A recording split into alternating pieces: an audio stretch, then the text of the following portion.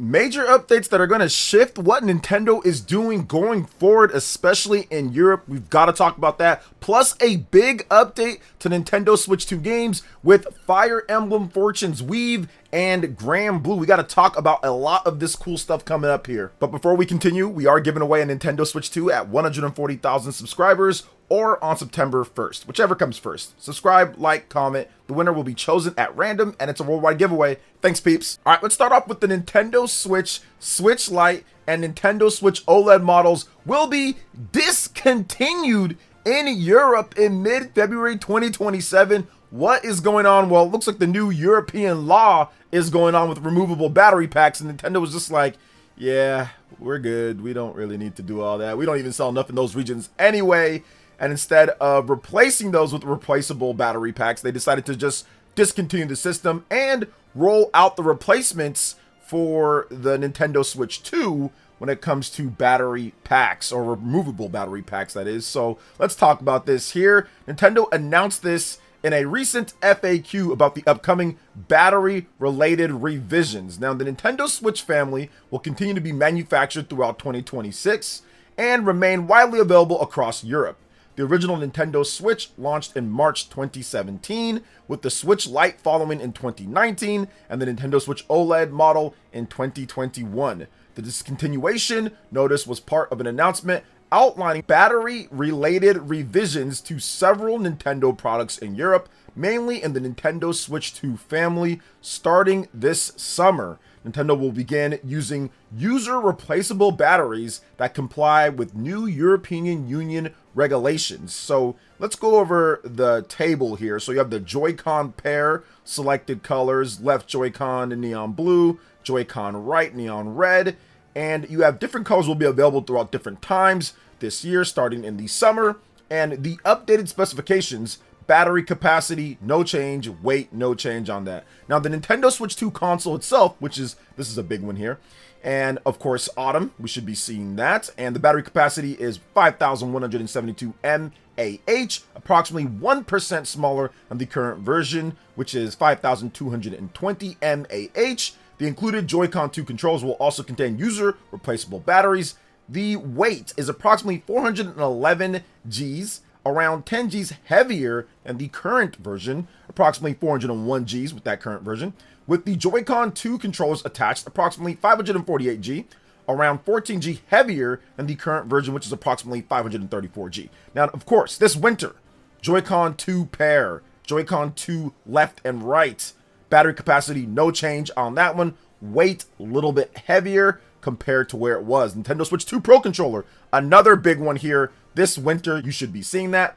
The battery capacity is 897 mAh, approximately 16% smaller than the current version of 1070 mAh. The weight is approximately 228 G, around 7 G lighter than the current version of 235 G. Now, you also have the N64 controller and the Nintendo GameCube controller. Both of those have no change or slight changes when it comes to the weight and the size of it, which will be up right here too. That's early 2027 for both of those. So this is kind of like a good and bad thing. Now, let me tell you why it's a good thing first before we get into the bad.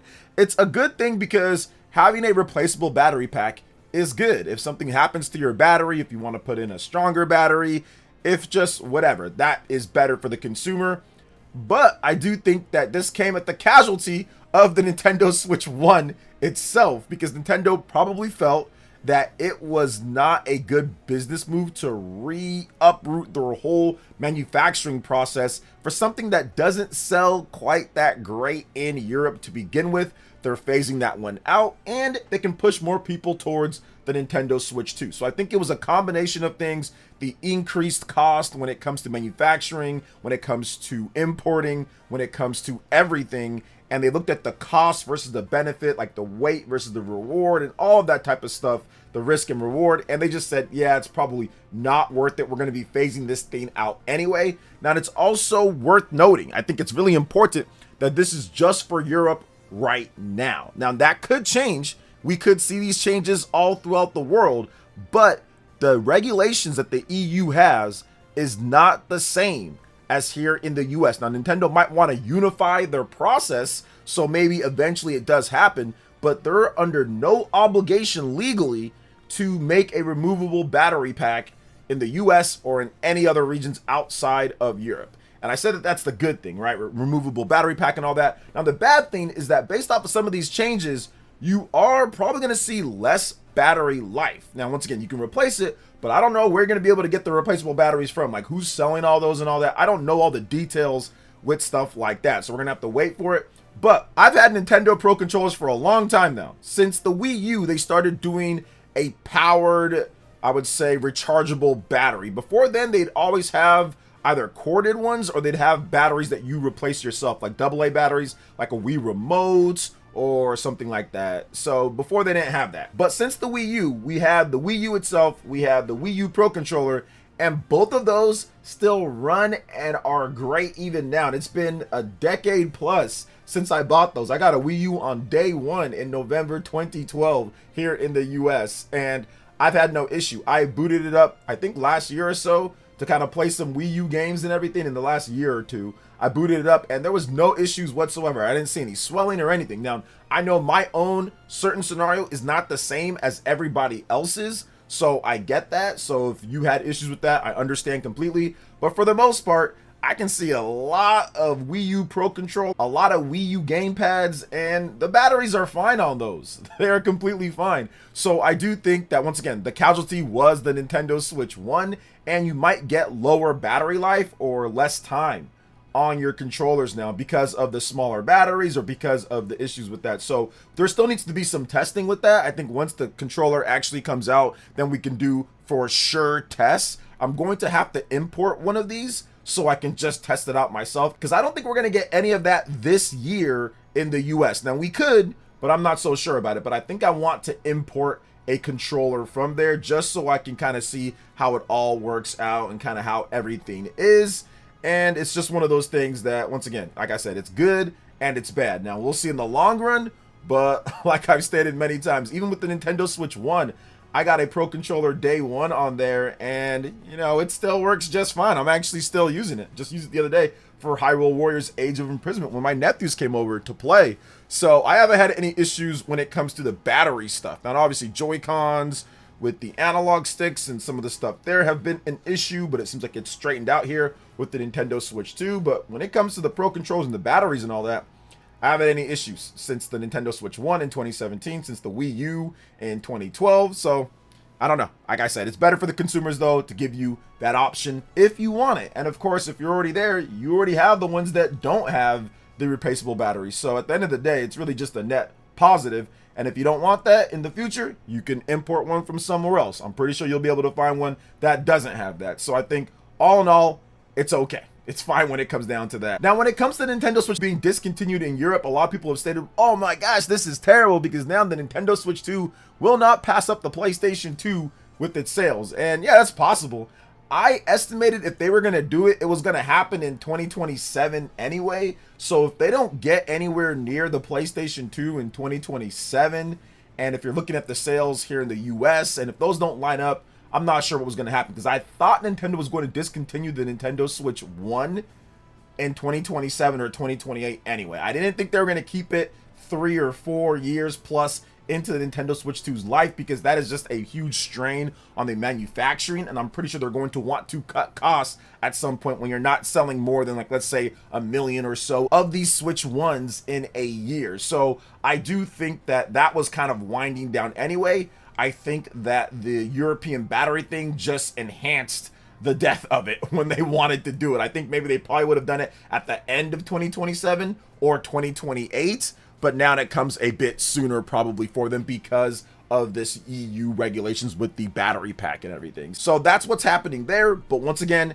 in the US and in Japan, that's where you're still going to be able to get the Nintendo Switch 2 plus other regions outside of Europe. So it's still going to get some sales, because in the US and in Japan particularly, it still sells, not a lot, but it still sells somewhat decently for how old it is. It's going on 10 years old next year. So considering the age of the Nintendo Switch 1, it actually still sells pretty good. And remember, that's with not a price decrease over the years, that's with a price increase when it comes to it. So it's gotten an increase in price, at least here in the US. So that's probably the most impressive thing about the Nintendo Switch 1. To me, it's the most successful system of all time, even over the PlayStation 2, because the PlayStation 2 did not make anywhere near as much money, and it was discounted to pretty much near nothing at one point. I mean, they were selling them pretty low, like around $100 with like bundles and packs, or like 150. Like, it was low. Switch 1 never got the discounts down to that, and was able to sell well over 150 million, 155 million plus, going on 160 million. So that's the thing with the Nintendo Switch 1. It is a incredibly successful system. To me, the most successful system. And it's one of those things to where its legacy is pretty much secured in terms of what it did, what it really started, and what we got afterwards, right? It really started that trend of the hybrid home console portable archetype. That's a mass market device. So it's been able to do something incredible there. So I think that is dope. And I think that when it's all said and done, obviously many people will have the Switch 1 as their favorite system of all time, if it's not already there. So you've got that. But we've also got Fire Emblem Fortune's Weave. Some really cool updates, some good stuff. This game is looking better and better every time that I see a new post from the official Fire Emblem JP Twitter account, where they talked about mages and magic, in addition to something that excites a lot of you guys out there, and that is the classes and weapons. So on Twitter, Serene's Force, thank you for the great translation here, always on point, quote tweeting what the Fire Emblem JP account had to say about this, and said, battle, weapon types. There are 5 weapon types in Fire Emblem Fortune's Weave: sword, lance, axe, bow, and gauntlet. The weapons that a unit character can equip depends on their current class. For example, hunters can wield sword and bow, while soldiers can wield sword, lance, and axe. Now, the reason why this is good for many people is because it will not create the broken super soldiers that were kind of created in Fire Emblem 3 Houses, to where any class can kind of do anything, and it takes away some of that strategic flair and difficulty that people love in Fire Emblem. It creates a more balanced game. It creates a more strategic game to where you need to really pick who you want to use, instead of just, I'll just take whoever the game dictates has the best stats. You really need to go in strategically and pick who you want based off of the different web types, having a balanced team. And I think that's what makes people excited about this. Now, when it comes to the characters themselves and the designs, obviously big upgrade over Fire Emblem 3 Houses. I remember when they were showing off different stuff there on the JP account, graphics definitely did not look as good. So the surrounding details, the environments, the character models, everything has been upgraded on the field. It is a lot better. Fire Emblem 3 Houses was rough around the edges. The character models could look good at times, but then sometimes look terrible, and the environments just did not look good.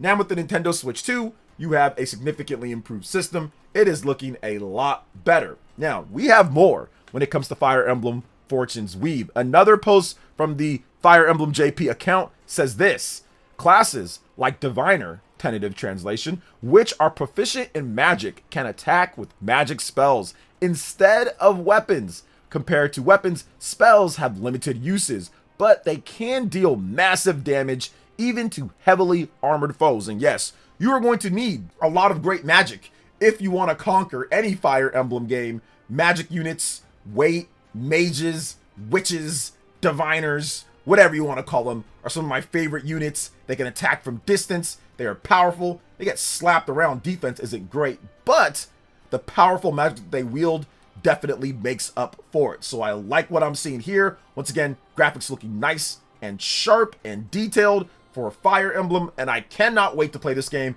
It's coming out on September 17th, exclusively to Nintendo Switch 2. I highly recommend, if you plan on getting this game, if you wait till afterwards and you want a physical copy, that is going to be $80. So if you want to get this game physical, I suggest potentially holding out for the Fire Emblem Fortune's Weave Special Edition. Go ahead and pick up the pre-order on Walmart. You'll be able to get it for $70 instead of $80. They will match pre-orders on the digital version of the game, but if you are picking it up digital, it will be $70 for you. This game has 4 routes and potentially even more based off of what they haven't shown off yet. So I'm looking forward to playing this game. I think it's going to be phenomenal based off the gameplay and based off the premise of what they've done. So looks really cool. All right, guys, Granblue Fantasy Relink. That also looks pretty cool. We got to get into the launch trailer. It's due out July 9th, coming out very soon from the time that I'm recording this video. So publisher Cygames and developer Cygames Osaka have released the launch trailer for action RPG Granblue Fantasy Relink Endless Ragnarok. Granblue Fantasy Relink Endless Ragnarok is due out for the PlayStation 5, Nintendo Switch 2, PlayStation 4, and PC via Steam on July 9th. The expansion Endless Ragnarok will be available for Granblue Fantasy Relink on the same day. So if you already have the game, you can get that, pay for the expansion, or you can buy the game outright with all of that on there with PlayStation 4, PlayStation 5, PC, Switch 2. So it all is just kind of coming together. And this game looks and plays awesome. I have it on PC, I have it on PlayStation 5, and I want to get it on Switch 2, but one, it's a game key card, so that's not necessarily great. But two, it's also at 30 frames per second. Unreal Engine 4 strikes again when it comes down to this. Strikes again, not necessarily optimized the best because the PlayStation 4 version of this game runs at 30 FPS. The PS5 version runs at 1080p 60 FPS in the performance mode, so they couldn't even get the resolution higher. So optimization within Unreal Engine 4, not the best. Now the game itself, very good game, a lot of content, cool multiplayer, cool characters, great weapons, great magic, great system, great story. It's a fun game. It's a really good game, and there is a demo that you can go check it out. If you can deal with the 30 FPS on the Nintendo Switch 2, I recommend getting Granblue Fantasy Relink Endless Ragnarok. If you want the FPS to be a bit better, check out the PS5 version or check out the PC version if you have a good PC that can run it well enough. So for me at least, I'll probably check out the Switch 2 version afterwards in a bit. Maybe I'll get a review code. I'm not quite sure yet, or a launch code, but I'll probably check it out at some point. I'll support the developers and I will support Cygames. They do some cool stuff. I've been wanting Granblue to come over. I've been asking for it, so I will support it at some point. Probably later in the year, there might be a discount or something. So what do you guys think when it comes to everything that we talked about here? Let me know in the comment section below. All right, peeps, that wraps it up for this one. Thank you so much for watching. I do appreciate that. Please make sure you hit that like button, subscribe if you are someone new, click that notification bell, and check out my other Nintendo Switch 2 RPG content and more right here on screen. Thanks for watching, and we'll catch you for the next one. Peace.